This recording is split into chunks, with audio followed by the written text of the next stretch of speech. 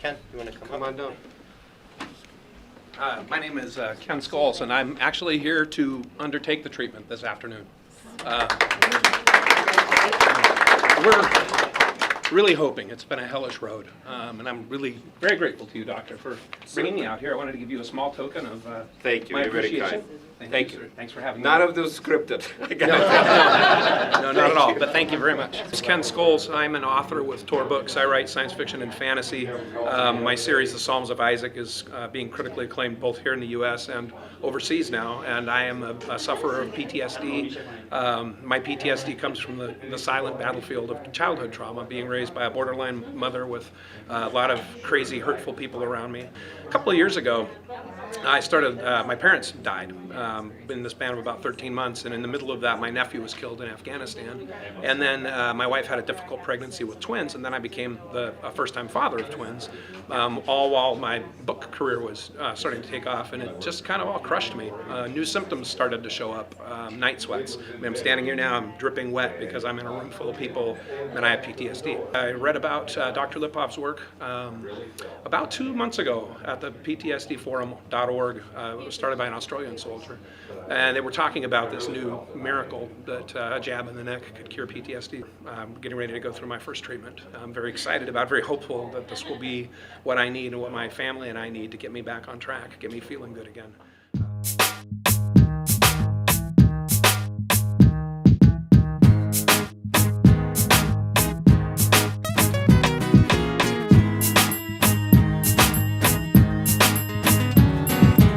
Rolling? Okay, well, I'm back in Hoffman Estate for my third stellate ganglion block with Dr. Lipov.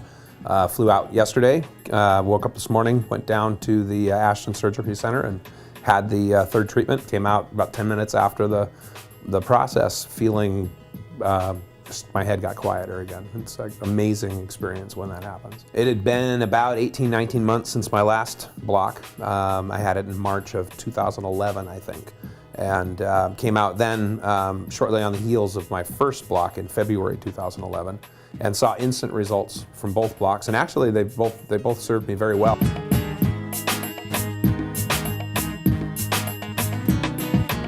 Came out about 6 weeks ago for my first stellate ganglion block with Dr. Lipov, and it was a pretty life-changing experience. When I got here, I was having full-blown symptoms. I'd been having them for about 2 years. Despair, anger, panic, mild to intense paranoia, panic attacks that would last upwards of 5 or 6 days, significant depression, night sweats where I'd have to change out my pillow once or twice a night. In some instances, rage, and most people who know me know I'm not an angry guy. That nobody would expect me to be punching walls. And after the block, I went home and had about a week where there were no symptoms whatsoever. And then about day 6 or 7, some of the more minor symptoms settled in that I've lived with most of my life. Mild dose of hypervigilance and hyperarousal, occasional night sweats, night terrors, but nothing like what I'd been experiencing before. Before I went down, before I came out to Dr. Lipov's clinic, I had months where I only had 4 good days, and I've actually had all good days since my last trip. I haven't had a tranquilizer since I came to Chicago the first time. I've not been triggered, though I've been in the midst of all the same kinds of activities and events that would have triggered me. Being around crowds, far less stressful. I can go out in public and I don't break a sweat just from being around a crowd. Feel calm and at ease. It's been a nice change. Everybody's noticing that. Everybody's noticing that I'm doing better. I used to have to get up, these last couple of years, I'd have to get up in the middle of a meeting at work and go take a tranquilizer just to be able to stay in the meeting. And now, I'm just doing fine. My therapist is, she was astounded. She could instantly see the difference in me. I came in the Tuesday after my Thursday treatment, and she was blown away. She continues to be blown away. I've seen her every other week the last 6 weeks, and we're running out of things to talk about because I'm doing great. I'm feeling great. She, I think that the word she used to describe me before the treatment was tortured, and she can see just a vast difference. I actually believe he saved my life. I remember telling my own doctor just a few months ago that I couldn't do another year. I was not going to be able to do another year. The EMDR was not working nearly as quickly as it needed to. The medication was barely touching it. The tranquilizers were barely touching it. And I couldn't see me getting through another year of the way I was feeling. in the span of just a few minutes on the doc's table, and I felt like a new guy.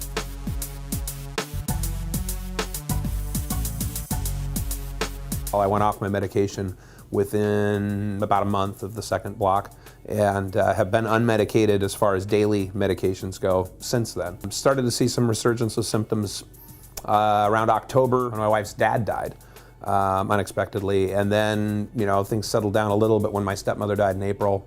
They're back again, and then they began to steadily kind of get worse as I just rolled through that grief process. The symptoms that presented were relatively minor. Most of them were symptoms I'd lived with all my life and didn't even realize were my PTSD. If there was a dial setting, they were on a low setting as opposed to the off-the-charts setting that I had when I came out the first time. Coming out in February, I came out at my wit's end and did not know whether or not I was going to end up dead or in a hospital if this didn't work.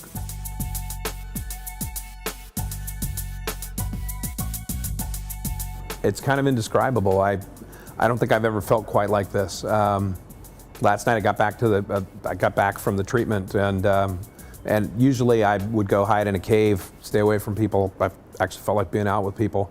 Went out, had a couple of drinks, came back. When I went to sleep, I slept. I don't think I've slept that deep in a long time. And even right after the injection, I felt different. I felt like kind of a calm, but it seems to have built overnight. I woke up this morning, just everything was bright. Everything was. I had my sense of confidence is back in ways that I haven't experienced in a while. It takes 5-10 minutes, and then it just works. I'm still trying to get my head around how amazing this experience is. I don't feel like the same guy I was yesterday. I feel relaxed. I feel calm. I feel confident and capable. I'm not really worried about anything. There have been several instances during the day where I've stopped and thought, this would have caused my chattering head monkeys to go off a couple of days ago, and I'd have to put a whole lot of energy into calming them down, and now they're just kind of quiet on their own. I spent about 7 years on antidepressants using SSRIs, but I'm extremely sensitive to anything that screws with my serotonin levels. It varies from pill to pill. I was on one of the serotonin pills affects her. I developed tremors, and even after I was weaned off the drug, I continued to have the tremors for a few months, to the point where there were times I couldn't drive.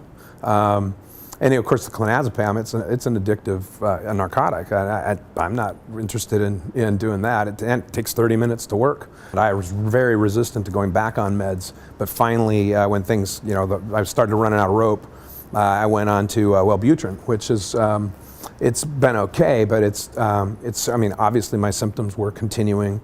I was on Wellbutrin for the depression, and then clonazepam on an as-needed basis for anxiety attacks. But this morning I woke up and I was wondering why am I going to take this pill? I'm feeling pretty good. This works. I don't think there's ever been a pill I've taken that's caused me to feel normal.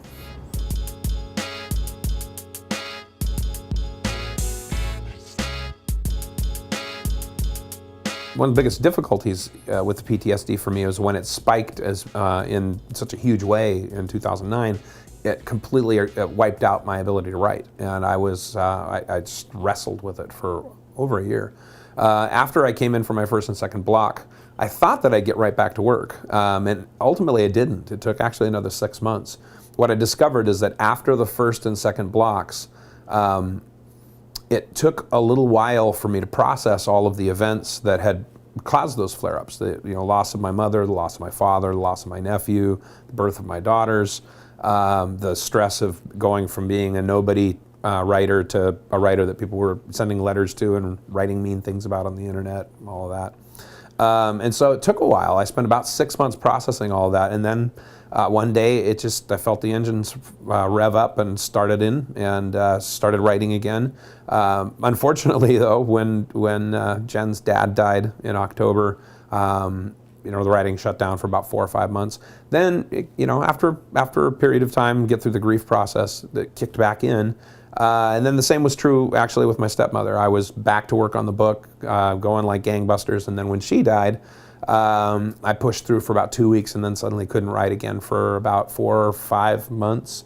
And then, of course, got hit with this this pretty aggressive deadline. I needed to have the book done in about 2 weeks' time, or it was going to cause a lot of difficulty. I mean, we'd already told the world that the book was going to be out at a certain time. We were planning for it, so you know, fortunately, even with the symptoms coming back, they weren't such that they've prevented me from writing. I've not had any significant difficulty writing since I got through the processing of the events that triggered the bigger flare-ups with the PTSD. One particularly significant trauma in my childhood was the death of my brother when I was 4. And I suspect strongly that death is probably always going to be a type of trigger for me when I lose somebody close to me.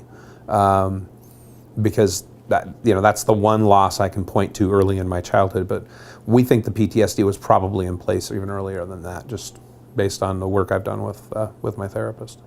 One of the hardest things for me in this is that my children were my trigger.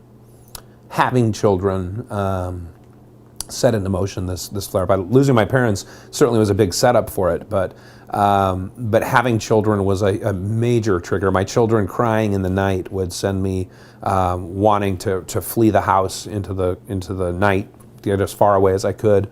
It was horrible, as badly as I had always wanted to be a dad, to suddenly discover I had these 2 beautiful little girls, and there were times when I just couldn't be with them because I couldn't handle the triggering. After coming to Chicago that first time, I went home with this. I'd never had so much calm in my head, so little noise in my head, and it gave me an opportunity to come back to my daughters and re-experience them through an entirely different lens, a different perception, and it really it amazes me how much joy I could find in parenting once I didn't have that monkey on my back. In hindsight, doing a lot of work with a therapist, when you have a child, something happens to you biologically. A bond is created between you and that little person.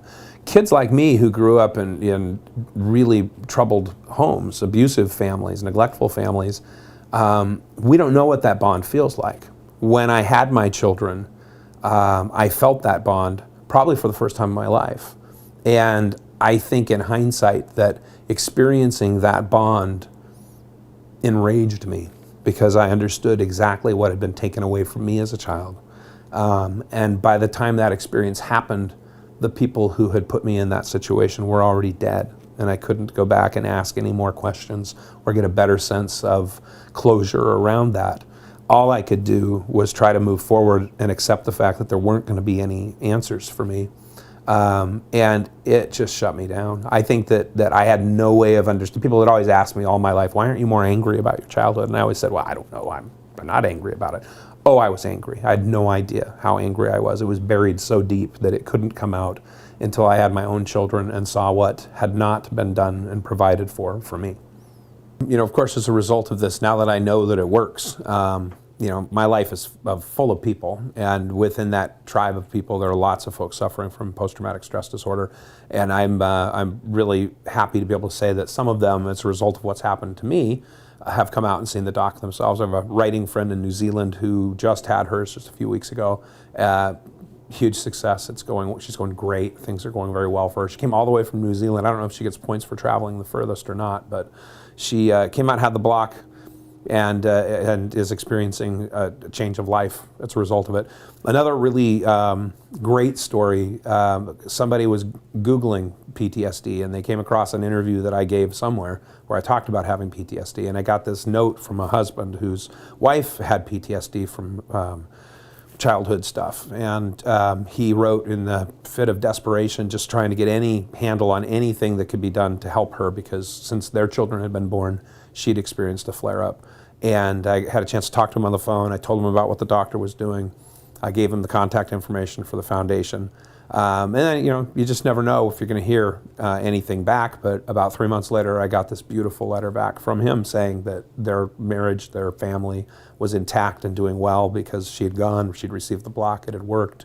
So I've pretty much decided that this is my cause too. If it worked for me, it can work for others. It's easier than giving blood. It's an amazing development, I think, in a affliction that I think we're talking pandemic levels, given the number of troops coming home, given the number of people exposed to domestic violence and to natural disasters.